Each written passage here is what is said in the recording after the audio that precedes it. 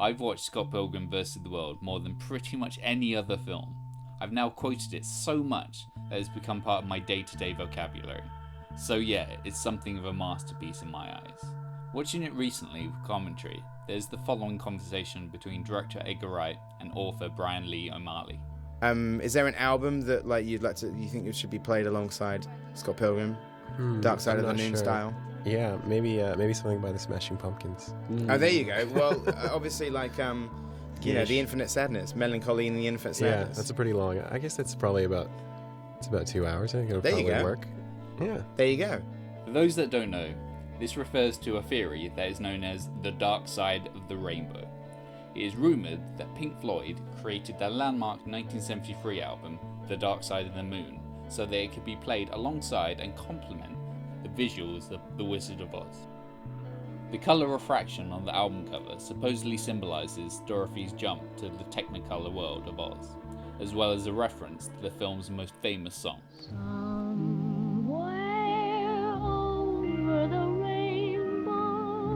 While members of the band have refuted the claims, there are some striking moments of music and visuals syncing.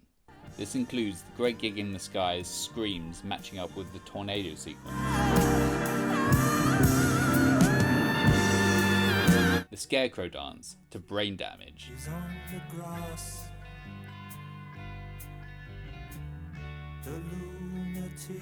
and the outro heartbeats when Dorothy listens to the Tin Man's chest. But in this case, it would be Scott Pilgrim and the Infinite Sadness, which at least thematically makes sense. The third book in the comic series is called exactly that. O'Malley is a huge Smashing Pumpkins fan, and Scott is shown wearing 2 separate pumpkin shirts throughout the film. Both deal in adolescent angst and the process of growing up. While Wright and O'Malley are obviously discussing it in jest, it's not the most outlandish theory. Due to it being a completely new way to enjoy the film and the album, I'm in. So I find the sync point through some research. Start the album 8 seconds before the starting of the film, lower the volume, add subtitles, and get ready to experience the magical synergy of Scott Pilgrim and the Infinite Sadness. The breathless rush of Tonight Tonight playing as Sex Bomb starts.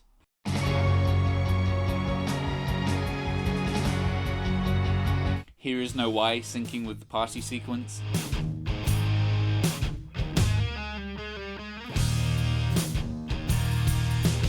Bullet with Butterfly Wings colliding with the faux enthusiasm of Scott and Knives' Last Date. But can you fake it for just one more show? The breakup with Knives to Galapagos. We should break up or whatever.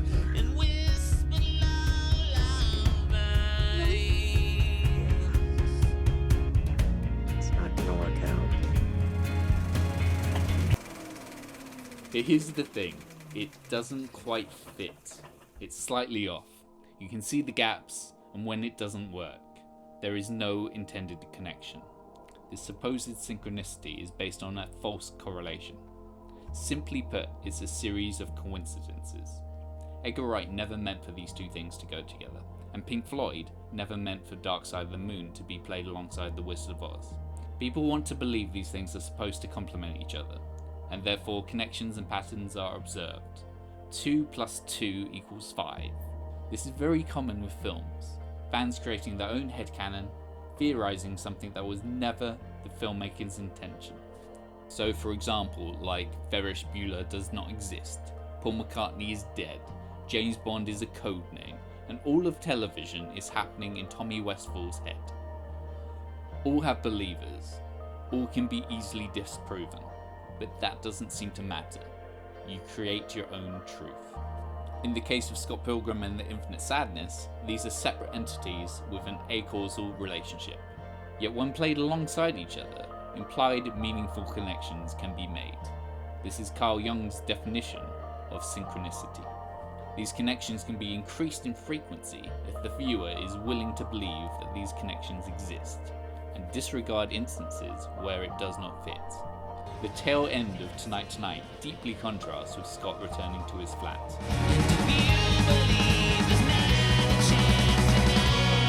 And there are many other clashing moments. But if you want to believe, your brain can overlook this. This ignoring of non-corresponding data is called confirmation bias. Speaking of Carl Jung, one of the characters in Scott Pilgrim is called Young Neil, named in reference to the musician Neil Young. Teenage Fanclub have a song called Neil Young, named after the previously mentioned psychiatrist. In Wright's next movie, The World's End, there is a song by Teenage Fanclub. Isn't that a bit too suspicious? Not really. This is just an example of finding something where there's nothing, when it is clearly just coincidences. But maybe I'm wrong. Edgar Wright has, with Baby Driver, shown that he is a master at syncing movement and story to pop music. Look at the opening robbery scene with its almost dance-like rhythm.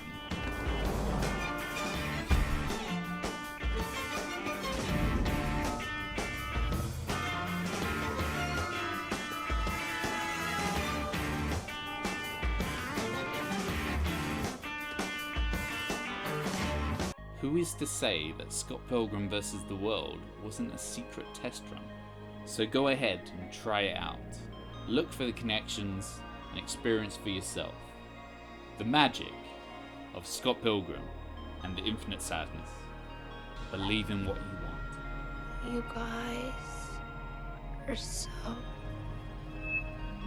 amazing.